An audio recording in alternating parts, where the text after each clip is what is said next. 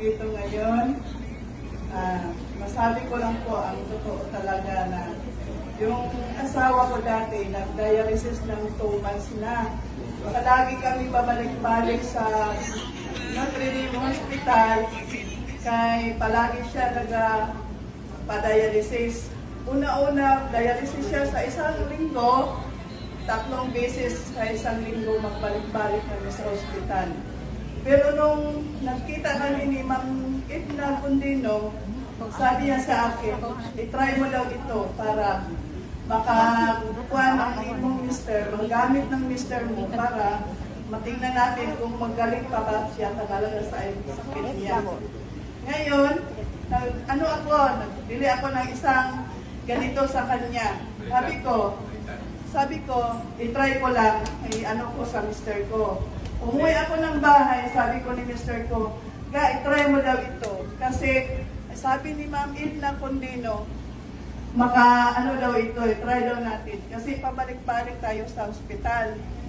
Ngayon, yun na, itry ni mister ko. Pagkatapos niya nakainom siya ng isang shake, tapos pangalawa, nagdagdag pa talaga ako. Ngayon, 4 na siya ang nainom niya, nahinto na ang dialysis niya. Wow! 2 buwan lang siya nag-dialysis.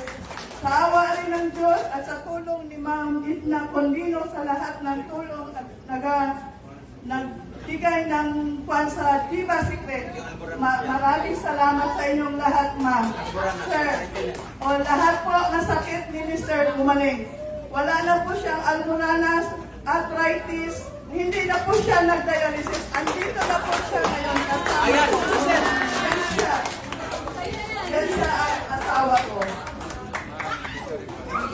Noon, pumunta sila ni Pastor Baraba sa bahay, putlang-putla pa yan siya. Hindi na masyado makalakad. Dahil sa araw-araw, sa isang linggo, 3 beses siya mag-dialysis.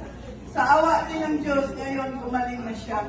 Dahil sa Diva Secret. 4 na box. 4 pala kayo. 4 na box. Kumuha kay ma'am. Nung nagdaan na linggo lang, siya. Oo. Bago siya nag-inom dito, naoperahan siya ng kidney stone niya. Oo. Pero palagi pa kami babalik-balik kasi mataas ang kriyan niya. Nag-abot ng 900. Tapos ngayon, 400. Nakatik siya dito. Ngayon, ng 170 sa awa ng Diyos. Wow! Almoranas na wala. Almoranas niya, wala na rin. Hindi na rin siya nagatain. Magtain siya, wala nang dugo. Noon, grabe.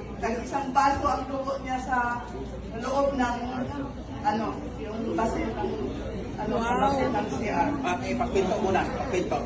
Yeah.